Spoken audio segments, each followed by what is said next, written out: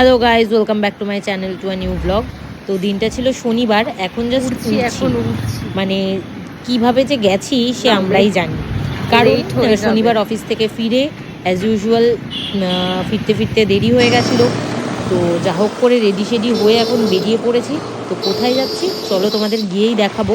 হঠাৎ করেই ঠিক হয়েছিল আগের দিন, মানে শুক্রবার, যে যা হবে এখানে। তো বললাম ঠিক আছে চলো ঘুরেই আসা যাক। তো এখন জাস্ট উঠছিলাম। নামলাম আর অনুপম রয় বেরোলো, মানে দেখা হলো, জাস্ট ক্রস করলাম। জাস্ট উনি বেরোলেন আর আমরা ঢুকছি, জাস্ট পাশ থেকে ক্রস করে গেল। তো পার্কিংয়ের দিকেই যাচ্ছি, দেখি কোথায় পার্কিংটা পাই। চলে এসেছিলাম নবীনা সিনেমা হল। ধূমকেতু মুভি রিলিজ করেছে, তোমরা সবাই জানো। ঢোকার সময় 20 টাকা নিয়ে এলো, কিন্তু কোনো কাগজ দিল না। বললাম যে চাইবে না তো, যে না চাইবে না। তো পুরো 8টা বাজে, এখনো ঢুকিনি, ঢুকবো। চলো।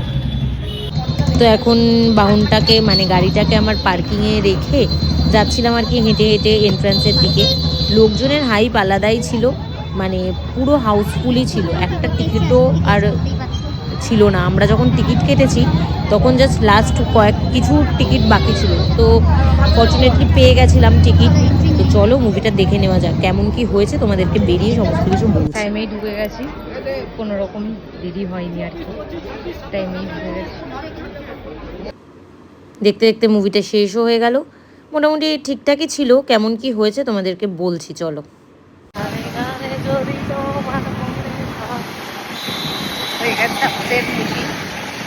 দেখা শেষ, বাড়ির কাছে চলেও এসেছি।